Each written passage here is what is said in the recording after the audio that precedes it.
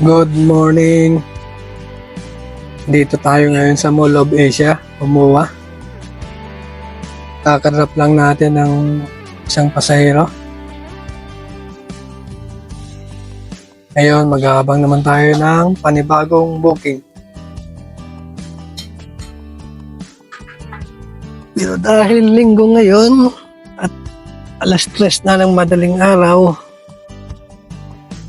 ganitong oras, patay ang booking dito sa area na ito. Tulad ng nakikita nyo, nasa sideline ng mga rider. So ito yung isa sa mga instances o isa sa mga oras ng linggo na patay ang booking.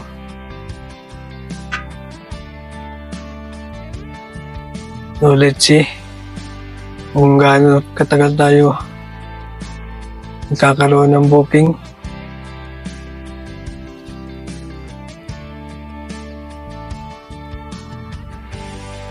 Pagka ganito, hindi na ako tumatagal at tumatambay dahil ayoko makipag-agawa ng booking. Isa pa, part-timer ako. So iniisip ko, maliit yung chance na ako makakakuha ng booking kung meron man. Sa dami ng rider na nag-aabang ng booking. So, gapang tayo. Tingnan natin kung saan tayo aabot ng walang booking.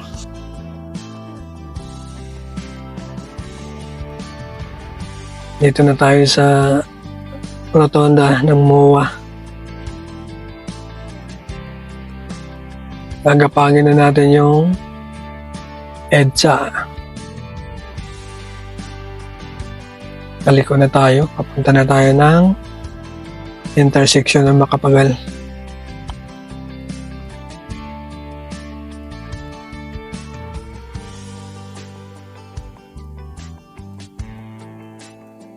Nakikita nyo, daming nakatambay.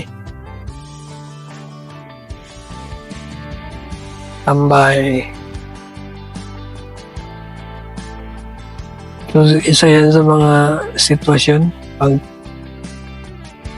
patay ang booking, regardless kung anong platform, Mobit man yan, Angkas, Joyride, kung ganyan, pag patay ang booking. So every day, meron niyang mga oras na patay ang booking.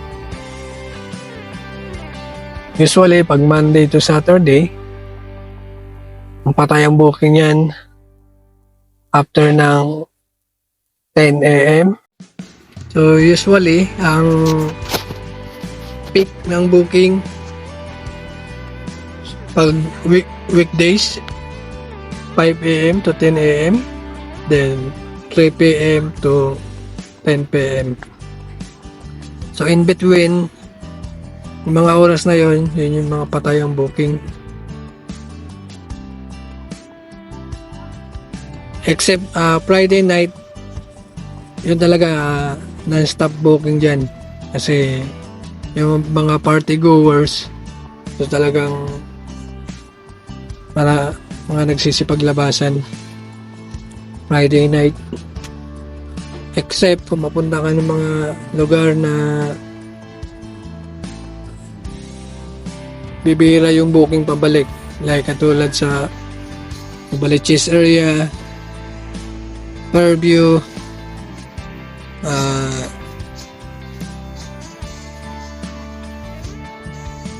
mga bandang Alabang.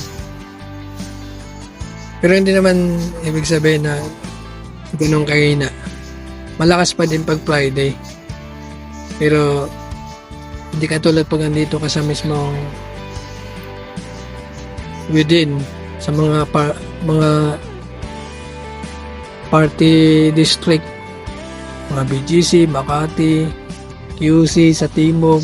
Yan yung mga talagang puntahan ng mga party goers. Ayun, malakas. So, andito na tayo sa Ruas Boulevard intersection saka EDSA. So, we will try our chance sa My Heritage Hotel. Baka sakaling makapag-claim tayo ng pasahero. Yung Heritage Hotel yan, yung usually pag peak hours malakas ang habal dyan kasi sa malakas yung demand, mahina, kukunti yung riders, hindi kayang supplyan. Kaya pag peak hours sa umaga, pag weekdays, pasukan 7 AM to 8 AM, malakas ang habal dito kasi mataas ang demand, kukunti yung rider. Usually yung mga rider kasi mas karamihan ayaw sumabak pag peak hours kasi talo sa biyahe, traffic, yung 30 minutes pong biyahe magiging 1 oras, 10 minutes magiging 20 minutes, mga ganun. So dodamat lang pag peak hours, pero din pag uwian. So hindi na tayo pupunta doon, ikot lang tayo dito. Wala talaga, ikita nyo naman, oh, tambay. Dito sa area na to may grupo dito ng mga bal. Hindi ka basta pwedeng kumuha ng habal dito pag dito sila, dahil aawayin nga ng mga grupo dito. Kahit nga mag-pick up ka ng legit na booking, aawayin ka nila. So much better sasabihan mo yung pasahero na lumayo-layo ng konti. Tambay. Heritage Hotel. So let's see, gapang ulit tayo papuntang top. Na natin kung saan tayo na talaga dito tayo sa Red District ng Pasay.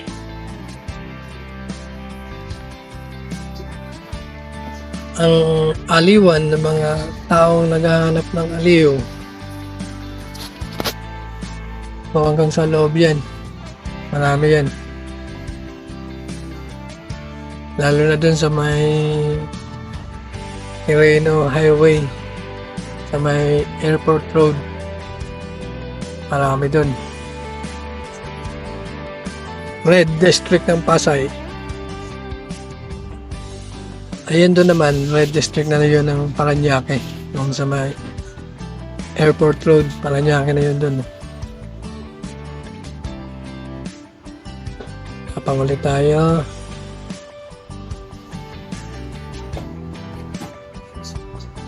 Wala talaga. Usually pwede naman ako mag-hail dito kasi si Move It, mayroong picture yung application niya na pwede kong i-book sa mismong application ko pag may gustong sumakay.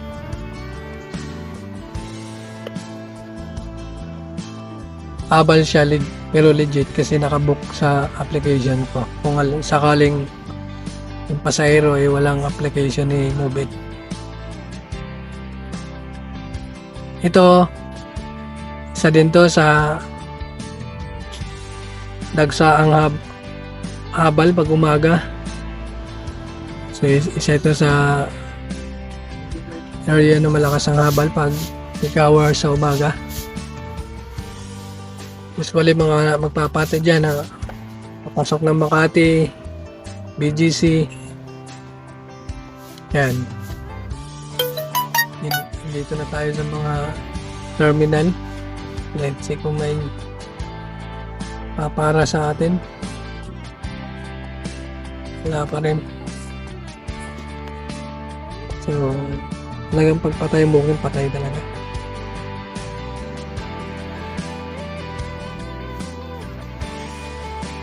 Walay. Kapag aabot tayo ng Makati, wala talagang booking. Naka-set destination na ako. Kasi gusto ko na rin umuwi. Dito na tayo sa Malibay. Umaabot na tayo ng Malibay pero wala pa rin. Dito na tayo sa Makati, magbabaka sakali. Pag wala sa Makati, Taguig sa BGC.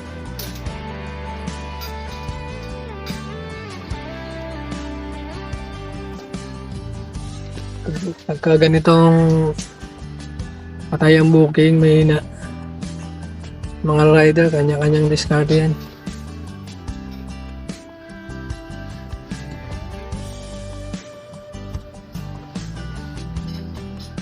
So, nagpas na tayo dun sa lugar na pwede tayo magkaroon ng booking. Dito sa area na to, talagang ano to, dead zone ng booking to, area na to. Pero sa kabila, meron naman.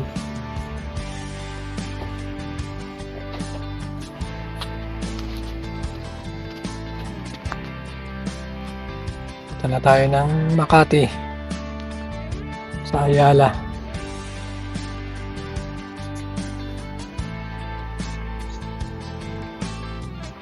So yan yun, no?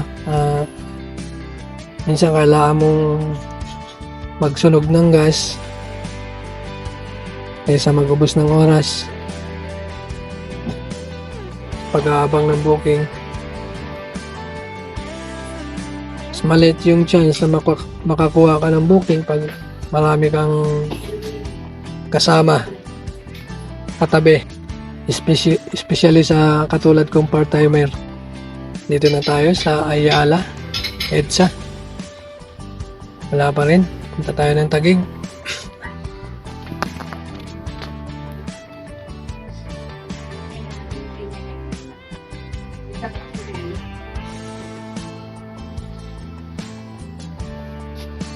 Doon tayo magbabaka sakali. Ayun, meron din. Thank you, Lord. Along the way naman pa uwi. Maraming salamat. So, thank you sa panonood. Hanggang sa muli. Follow for more.